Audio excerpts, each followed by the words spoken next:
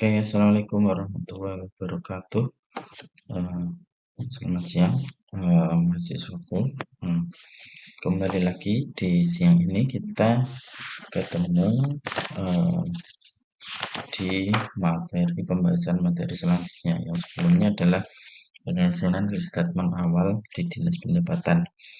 Permintaan yang kedua adalah penyusunan jurnal dari setiap transaksi yang ada di dinas pendapatan.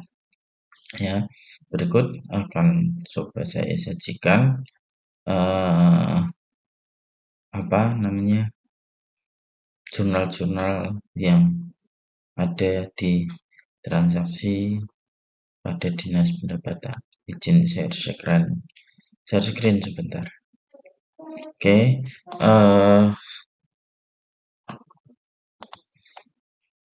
nah di sini sudah nampak. Jadi sudah nampak terkait dari apa namanya sudah nampak apa apa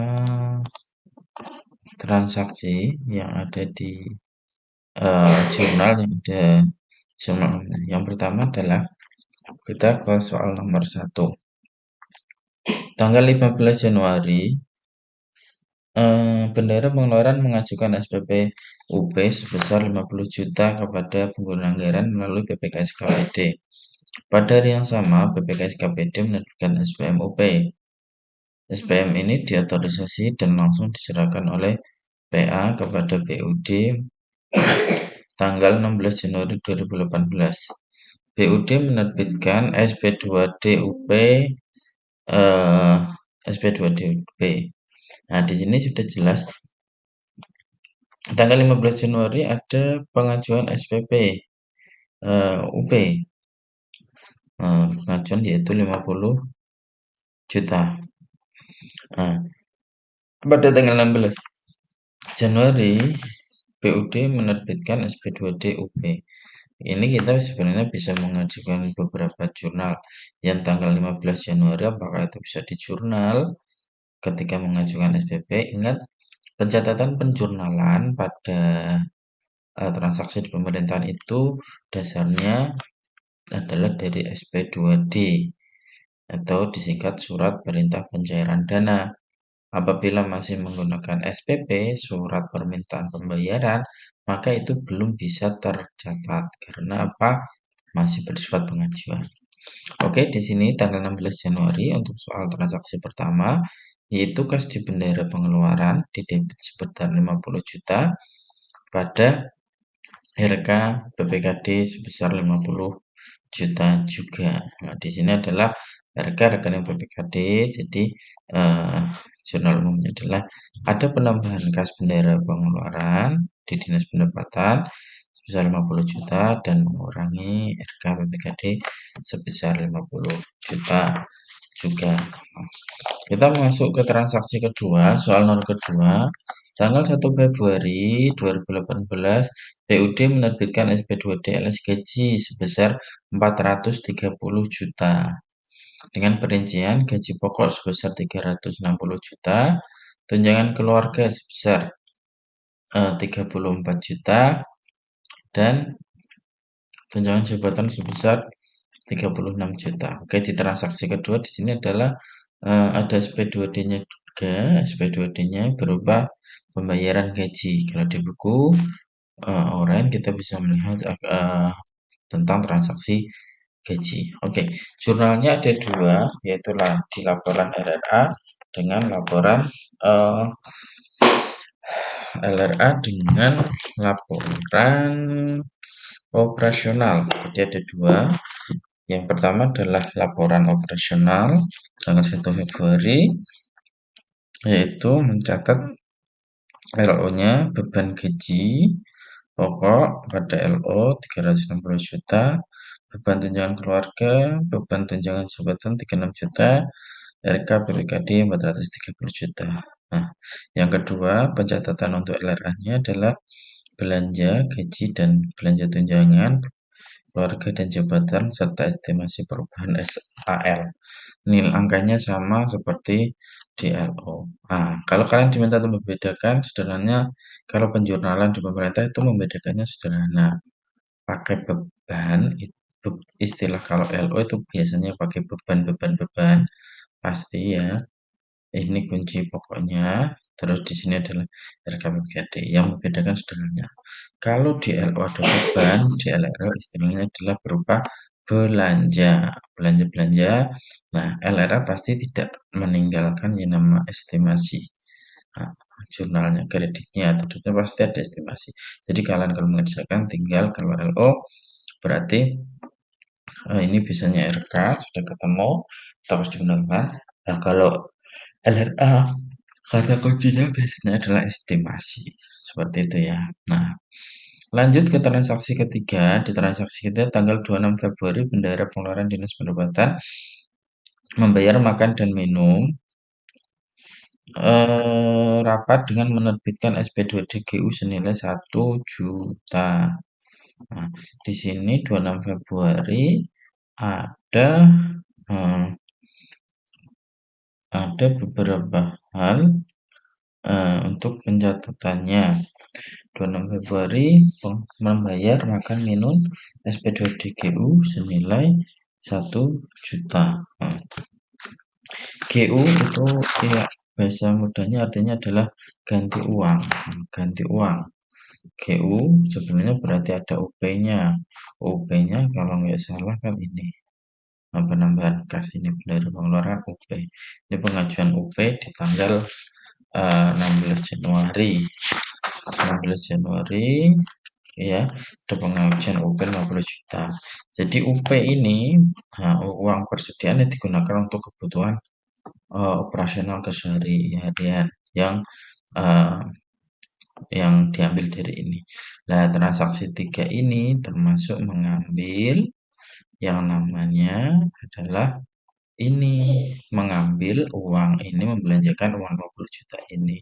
Di sini kan ada kas bendara 50 juta ya. Nah, di sini makanya di sini adalah jurnalnya adalah menguranginya adalah kas di bendara pengeluarannya.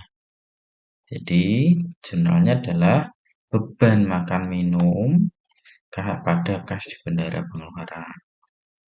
LRA-nya belanja makan minum pada estimasi perubahan SAL. Nah, kok ada 3 Pak? Yang ketiga ini karena di sini soalnya adalah menerbitkan SP2DGU ganti uang. Jadi uang 1 juta ini, 2 jurnal ini harusnya kan mengurangi ini, ya kan?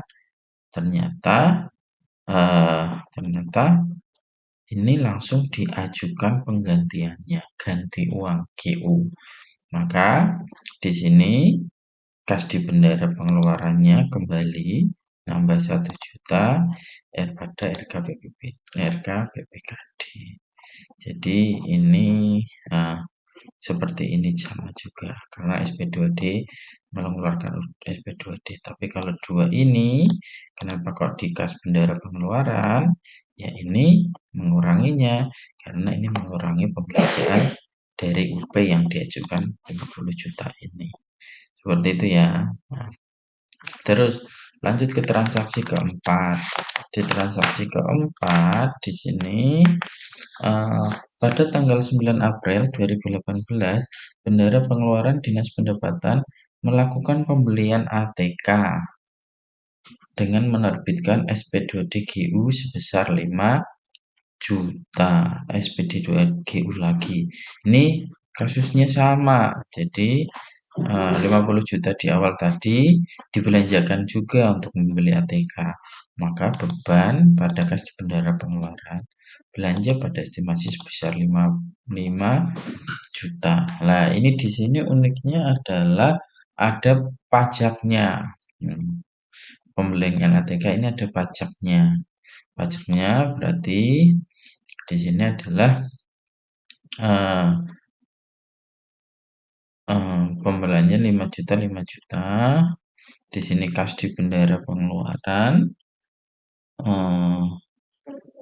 sebesar 522 total dari utang PFK, perhitungan pihak ketiga, pasal 2268, PPh pasal 22 itu kalau nggak salah 1,5%, kalau yang ini adalah PPN itu 10% dari DPP. Yang keempat, jurnalnya adalah kas di bendara pengeluaran. RKPBKD ini sama karena mengajukan SP2D lagi untuk pengisian kembali UP-nya, ganti uang. Jadi 5 juta ini dimasukkan kembali.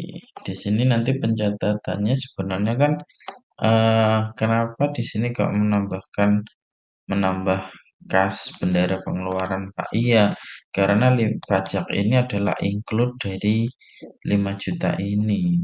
Ya, 5 juta yang diambil dari UP ini termasuk pajak. Tetapi di sini juga makanya debitnya Kak yang didebit kok kas di bendara pengeluaran karena di sini sudah termasuk ini. Gitu ya.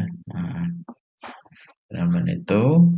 Nah, terus transaksi yang kelima, yang selanjutnya adalah transaksi kelima, jurnalnya yaitu di kelima hmm, adalah tanggal 28 Mei surat ketetapan pajak SKP daerah terbit dan dinyatakan bahwa SKPD memiliki pendapatan pajak hotel atas hotel Ceria sebesar 60 juta. Tanggal 11 Juni pajak tersebut didas di daerah. Ada SKP, surat ketetapan. Nah, surat ketetapan itu sudah diterima belum? Belum, tapi sudah pasti. Maka di sini adalah jurnalnya berupa piutang pada pendapatan 60 juta. Itu tanggal 28 Mei. Nah, kita ada SKP. Kita punya piutang. Nah, 60 juta. Tanggal 11 Januari, 11 Juni maksud saya, eh dan 11 Juni pajak tersebut disetorkan ke kas daerah. Nah, SKP ini tanggal 11 ini sudah keluar, katakanlah pada saat itu juga tanggal 11 itu uang dari pajak pendapatan pajak disetor ke kas daerah. Berarti kas di bendara penerimaan itu bertambah 60 juta, piutang pajak berkurang di kredit 60 juta, estimasi di debit 60 juta, pendapatan 60 juta.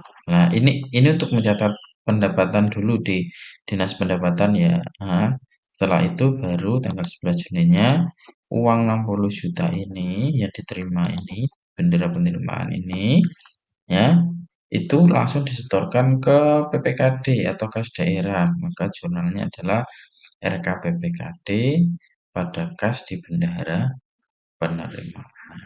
Seperti itu, sebesar 60 juta. Yes. Oke, demikian untuk pembahasan transaksi soal nomor 1 sampai nomor 5 pada Dinas Pendapatan. Nah, untuk materi selanjutnya yaitu pengerjaan transaksi ke-6 sampai ke-10 masih di Dinas Pendapatan akan saya jelaskan kemudian. Terima kasih. Assalamualaikum warahmatullahi wabarakatuh.